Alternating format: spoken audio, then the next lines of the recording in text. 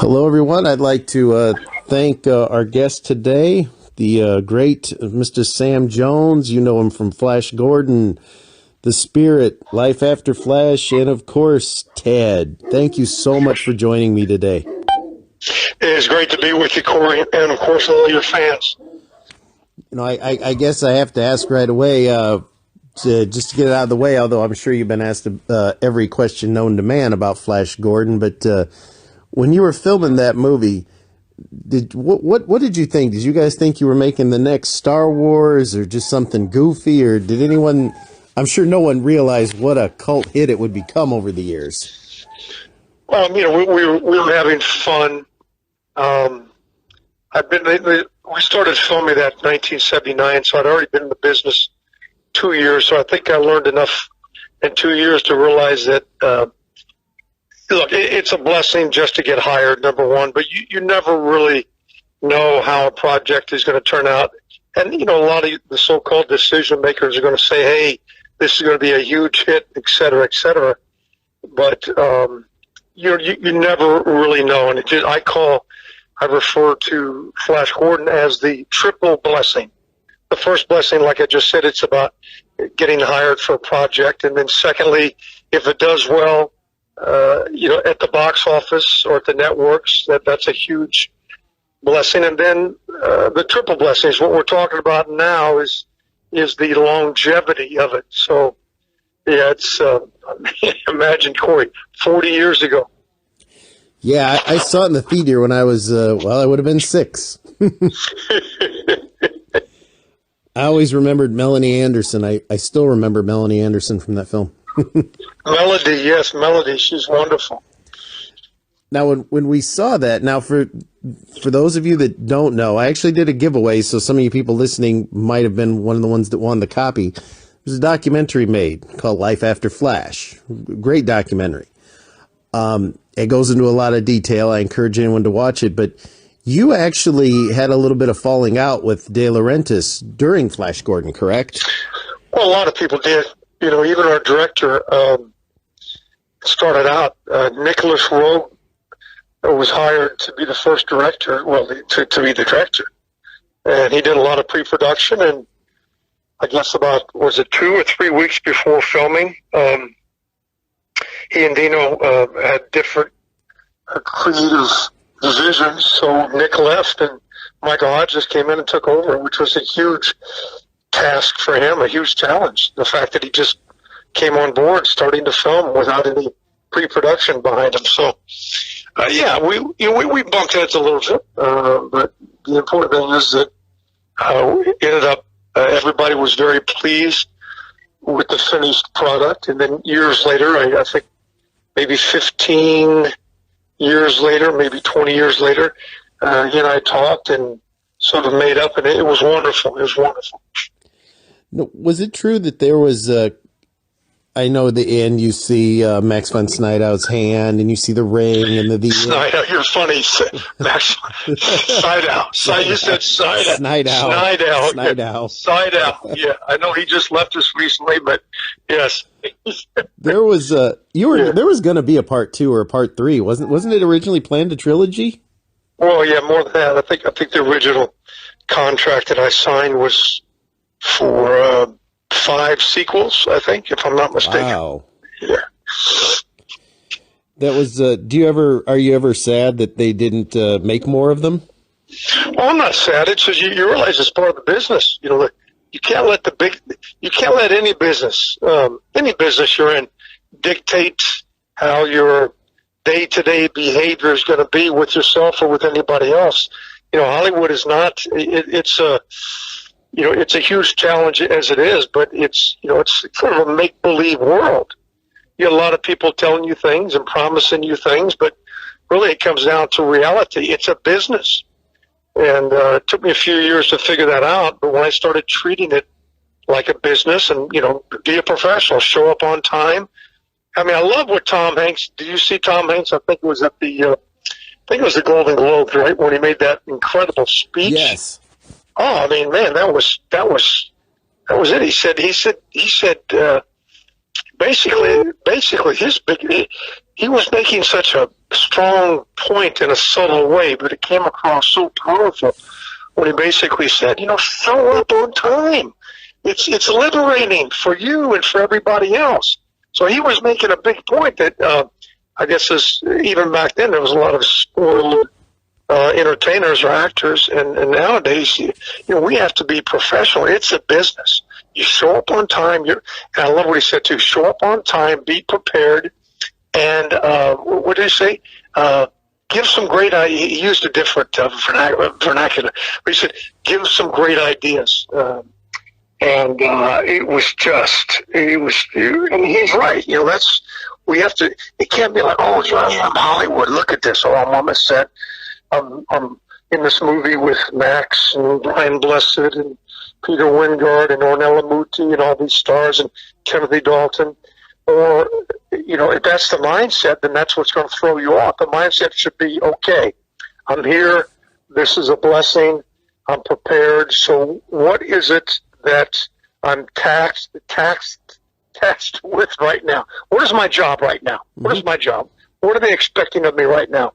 And that's what I had to do on Flash Gordon, because for me, the first day I walked on the set, I said, "Oh my God, this is overwhelming."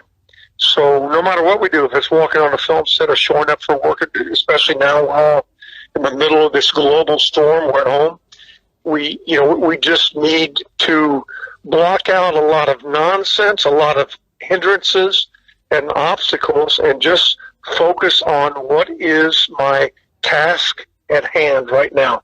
And I did that. I did that, but I almost didn't do that. Okay, I almost got sidetracked and overwhelmed by everything else. So, yeah, if we treat the film industry like a business as well as any, and of course, have fun. You got to have a sense of humor. If we treat it as a business and have a great sense of humor and just have fun and make people laugh no matter what, then I believe we're always going to have success. Even if the project is not a great success, we're going to have success anyway. Did you, when you got to be on the episode of the new Flash Gordon, the sci-fi show about 10 years back, was that kind of fun for you to just be back on something like that? Oh, that was fun. Oh my gosh. Yeah, that was I got to play that character. What was his name? Kreb. Right? Kreb. Yeah, he lived in the dungeon for about 20 years, and I just loved the 4 hours of all the hair and the makeup. I looked sort of like a cross between a homeless guy and a zombie. I loved it. I loved it. You were, and then in between, after Flash Gordon, I mean, you're still doing films like, of course, Vinegar Syndrome put it, Collector set out about a year ago, My Chauffeur, that was a classic. And then you were actually on one of my favorite shows that I just rewatched a few years ago for HBO called First and 10, which was actually the very first sitcom. Do you have any memories of filming that? That was such a ahead of its time show.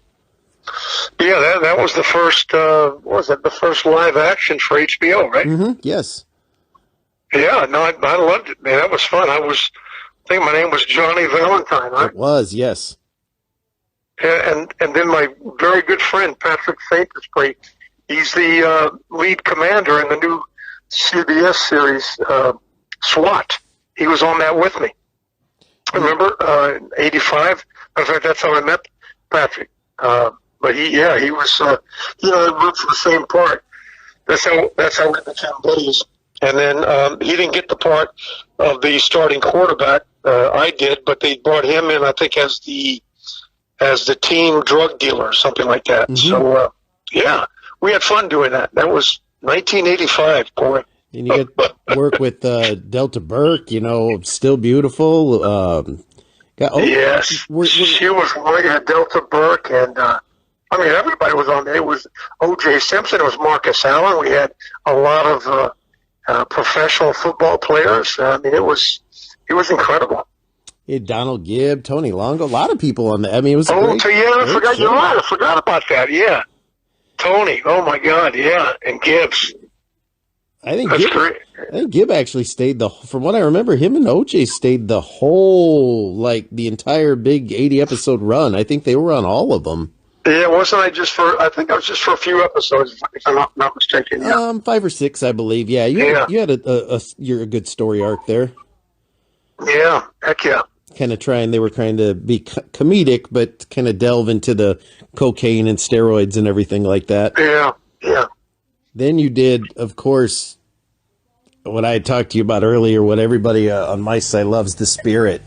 Got that Yeah. nice Warner archive. I wish it would have got a Blu-ray, but it got a DVD. But, I, comic collector, love The Spirit. I have a statue of The Spirit.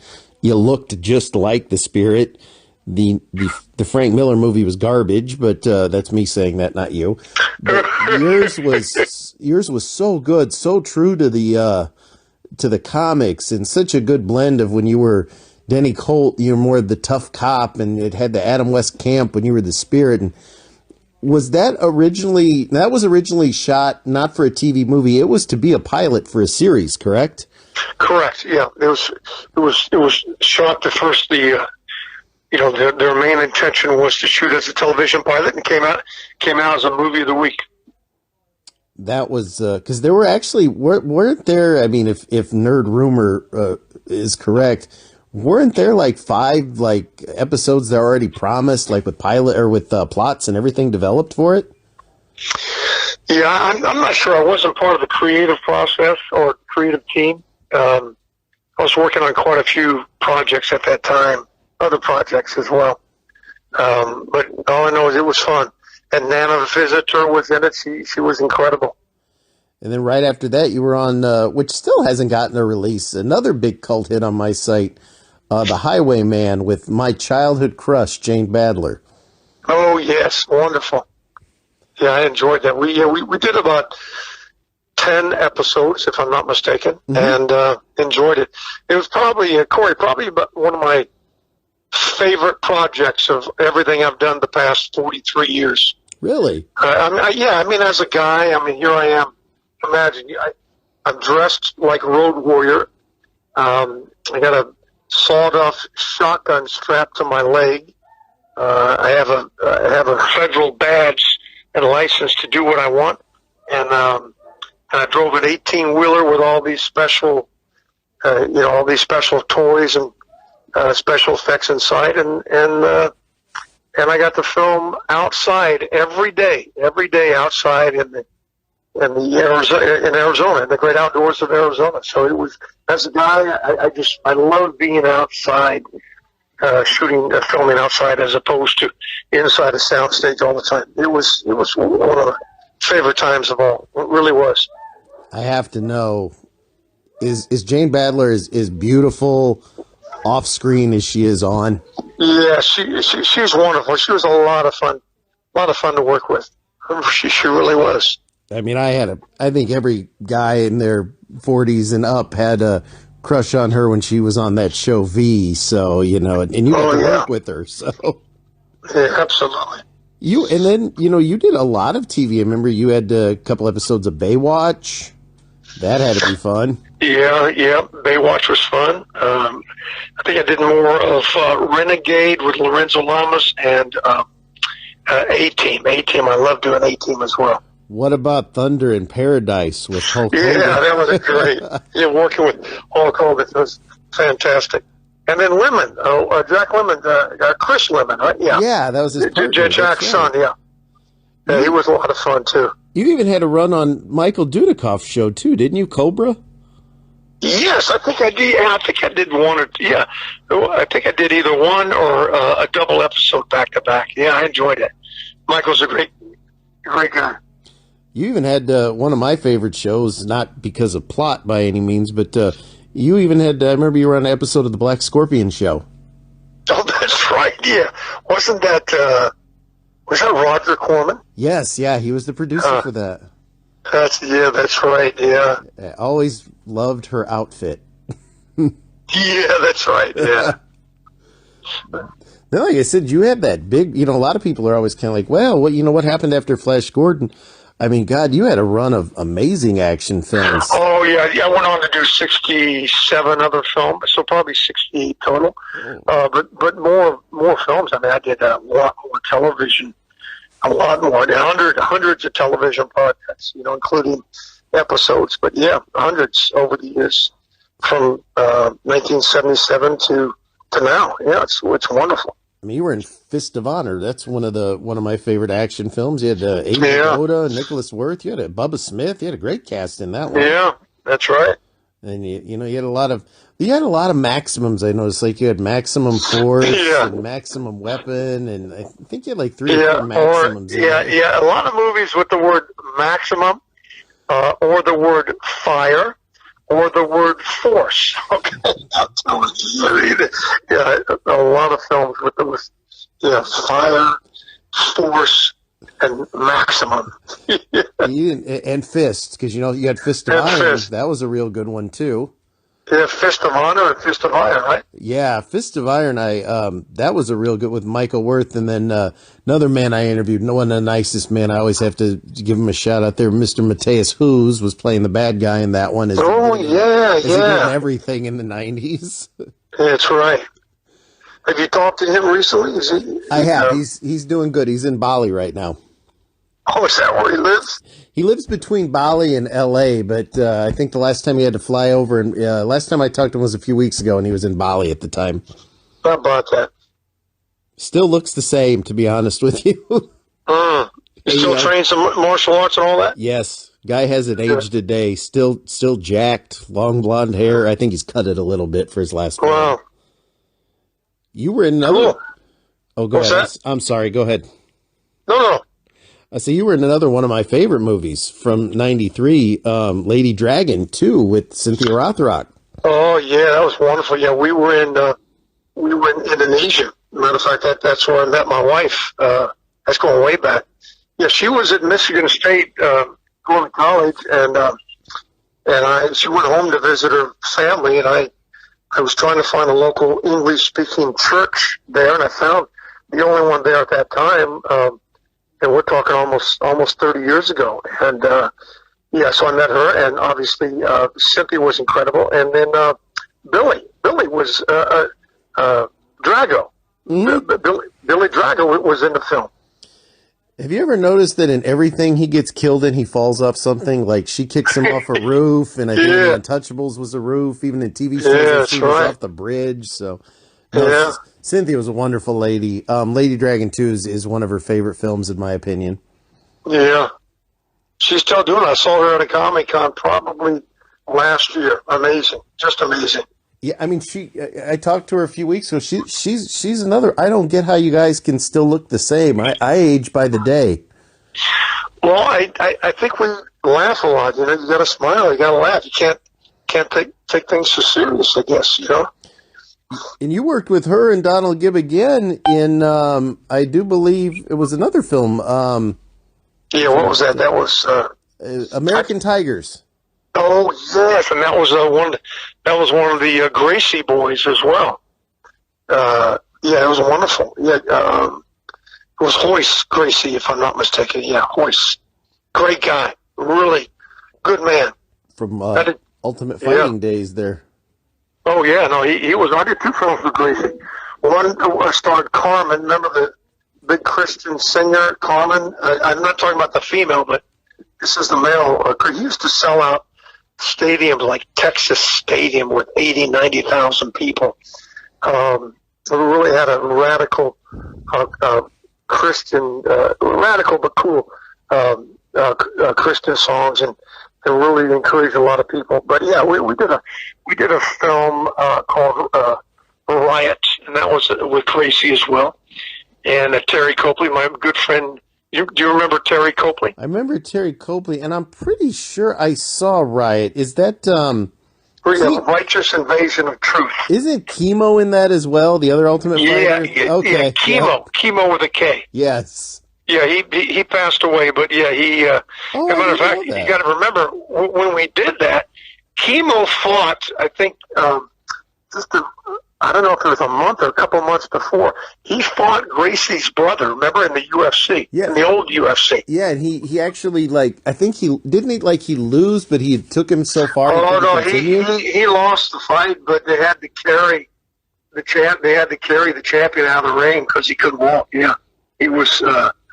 Chemo told me, he said, Sam, he goes, I didn't. He said, I guess Gracie got him in a footlock, and he tapped out. But he told me, he said, honestly, to tell you the truth, he said, I didn't tap out because of the footlock, of the pain of the footlock.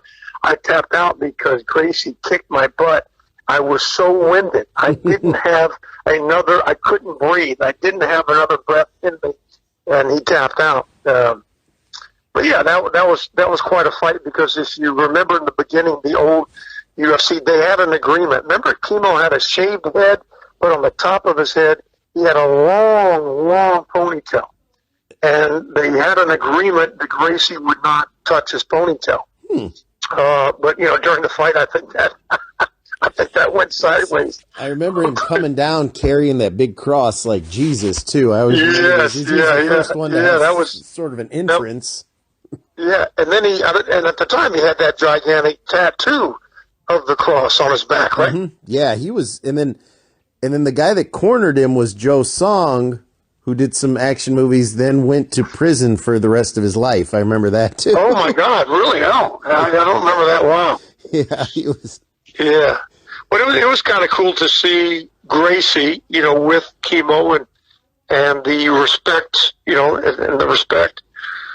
But Oyster, he's telling a lot of stories. I mean, they grew up, as you know, in Brazil. Even now, I mean, all of them, even the children, the grandchildren. I mean, it goes way back to their grandfather, their father. But they, even now, I mean, everywhere they go, they're challenged. They just, they go to the beach. They go to the beach in Rio, and they're challenged. So there they are on the beach. They got to have a fight on the beach. I mean, it's unbelievable. Their whole life has been that way, their whole life. Yeah, we can't, I've started studying martial arts when I was a child. I still study to this day, but my dojo's open, but I don't really feel this is the time to roll around a mat. So they're kind of lucky. They get to train on the beach and everything.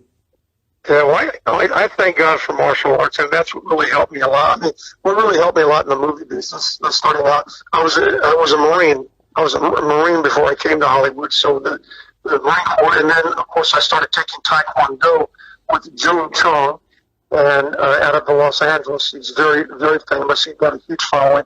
But Jung Chong, and then, of course, you would know the two people from his studio, a lot of people from his dojang, or dojo, we call it a dojang in Korean, but Simon Rhee and Philip Rhee, of course, came out of there. And, I mean, everybody. I love Philip Rhee. And it helped me so much as an actor. It just gave me a lot of confidence, but also kept me from a lot of people who deserve to be, slapped upside their head.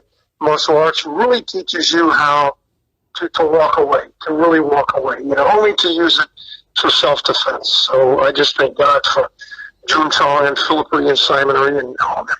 And then, of course, Billy Blanks, I did a couple films with him, and he was wonderful. I trained with him for a little bit, and then my oldest son trained with him when he first arrived, when Billy first arrived in L.A. So that would have been 33 years ago. That would have been 33 years ago, I think, because my oldest son's 36, and so he was 3 years old when he started training with Billy, when Billy first arrived. Yeah. Billy did a movie. It was a Karate Kid ripoff in '93 called Showdown. That is just beloved. I have interviewed the bad guy, the good guy's sidekick, the other bad guy. I haven't tracked out Billy yet, but that'll be. Well, yeah, you gotta get Billy, because Billy, Catherine Bach, and who else is missing? Oh gosh, Swayze, Don. Yeah, Don Swayze, Billy Blanks, and Catherine Bach, and I did a film in the Philippines. In the 80s. So it was called Driving Force. Force, yes. I remember the cover of it. Yes. You were Steve. Was I? Yeah. And I remember that because at the same year you also came out in One Man Force. That's right. And then I did another film in the Philippines called White Force. So it was Driving Force, Maximum Force, you name it. You did TNT with Olivier Grenier? Yeah, how's he doing? Do you ever touch base with him? I never have. I have touched. I had said earlier you were in. My opinion, Don the Dragon's best movie is Redemption. And Yeah, boy, he's such a good guy. Isn't he a good guy? he's a hell of a guy. And you had Richard Norton. He's another class act all the way. One of my favorite people I've ever spoken with. Cool. Art Camacho directed that. I mean, that was a hell of a film. I hear that there were a lot of horror stories though making that movie. Is that true? You know, if I'm not mistaken, I came into that film for a reshoot. I think it was an additional scene they added, so I was only there one day, maybe 2 days at the most. I'll remember. I think it was an additional scene that they added, if I'm not mistaken. Yeah, you were in like a shootout, and then we saw you again in the locker room.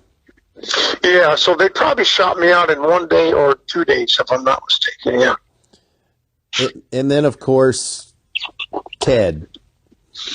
Yeah, it was great, wasn't it? How did that even come about? Out of curiosity. Well, I really love this time of my life. In my 60s, it seems I wish I had this type of thinking back in my 30s and 40s. But as I'm getting older now, I'm getting these phone calls from people who were once children who grew up to be decision makers now, and they said, "Hey," and here's what I got a call from Seth MacFarlane. He said, "Sam, when I was 8 years old, I saw your film. It changed my life, and when I walked out of the movie theater, I knew I wanted to be a creative force in the movie business."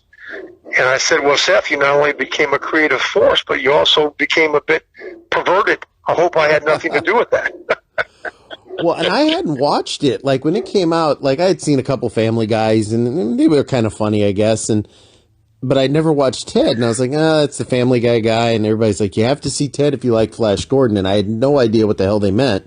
And so finally, like, I saw Ted shortly before Ted 2, so it had really escaped me for a while, and I thought it was hysterical, but especially when you're, like, completely coked out and you're yelling death to Ming, and I mean, that was just hilarious. I mean, that was just a great role. I always like when people can come back and play themselves.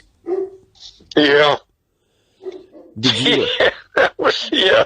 Did you have any apprehensions about doing that film, or did you just think it was funny the minute you read it? You're talking about the Ted franchise? Yeah. No, my goodness, that really it added that younger age demographic for me, and it resurrected Flash Gordon for all the people that, especially the younger generation who never saw Flash Gordon. It inspired them to really see that, and now it's wonderful. Now, at some of these personal appearances and these Comic Cons, I'll get grandfather, son, grandson. I'll get grandmother, daughter, and granddaughter. It's wonderful. It's wonderful.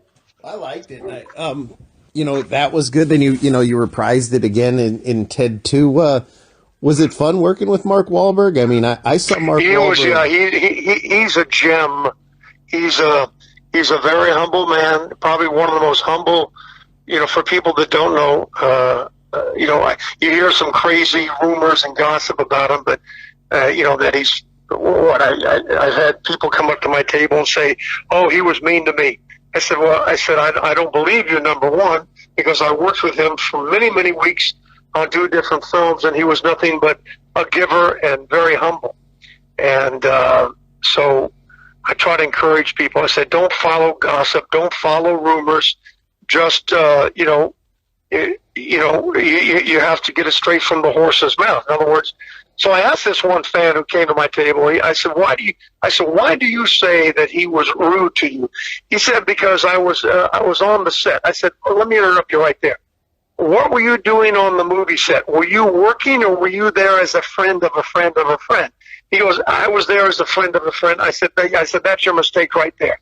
I said, when you walk on a movie set, it is a business environment. So I'm going to tell you what happened. You don't even need to tell me. I told him, I said, so here you are on the set, and there's Wahlberg over there in the corner preparing for the next scene. He's doing his work. And all of a sudden, you guys made eye contact, but he didn't sit there and smile at you and wave at you and talk to you, and you took offense. He goes, how did you know that? I said, because. I said, so you walk into his space, into a working environment, and you took offense because he didn't come over to you while he's preparing to go on film, and you took offense. And he goes, you're right. He said, I apologize. I said, don't apologize to me. You need to apologize to Mark Wahlberg. Anyway, but that's just what I want to get clear with people, that just get the facts right. That whenever you see it's like I had a couple of friends say to me, "Hey, can I come on the set with you?" I said, "Well," and this one guy was a doctor. I said, "Well, are you going to allow me to shadow you as you visit all your patients?" He goes, "Well, no, I can't do that." He goes, "Well, why am I going to have you come on the set with me? It's a work environment." So anyway, it's a long story. It's a good lesson about anybody. It's a work environment, and let me tell you something. When we as actors step in front of a camera, that's it. That's it, baby. Film does not lie. Once it's in the can, once it's taped, it's over. You can't say, "Oh, I was distracted that day. I wasn't feeling good." No, it's over. It's done. It's a done deal, and that's it for life. So yeah. So when actors are on the set preparing, just give them their space. Well, I'll tell you, I had taken, at the time, my girlfriend, I think I was probably 18 or so, to see Marky Mark and the Funky Bunch in concert. And boy, I never would have figured that kid would go on to be Mark Wahlberg, one of the highest paid actors in Hollywood. And I've never talked to him. I probably never will. But, he's a hell of an entertainer. I got nothing bad to say about him in the least.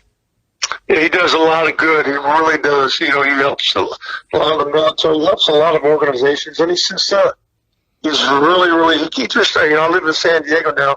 He was here last month. I think it was probably 6 weeks ago, maybe 7.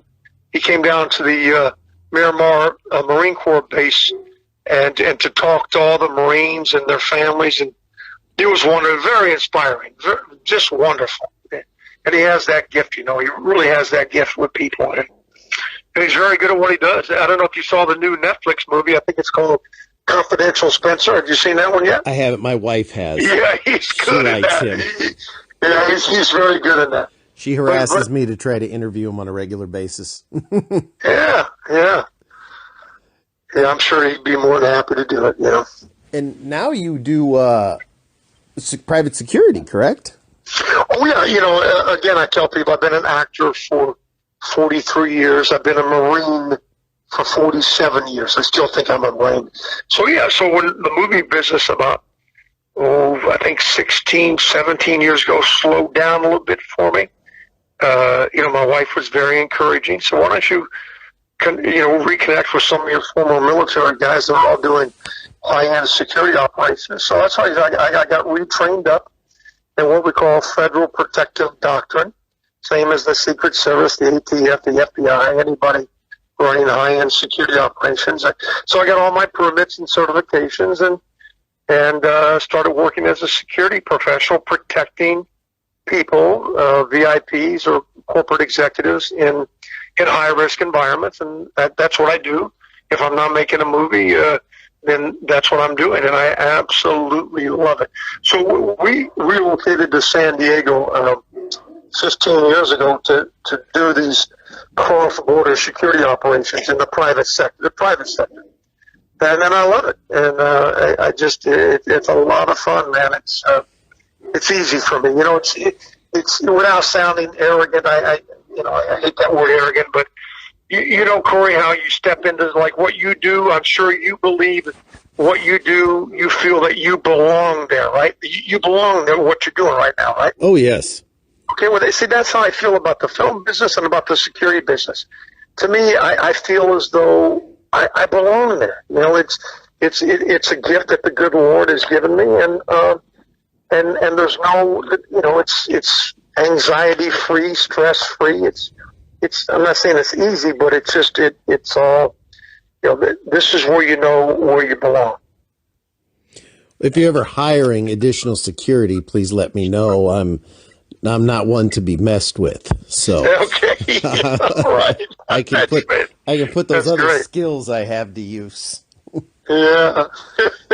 That's great. Now, I have a weird question, and I never have personally, but a lot of people I have heard often confuse you with Brian Bosworth for some odd reason. Have you ever heard that before?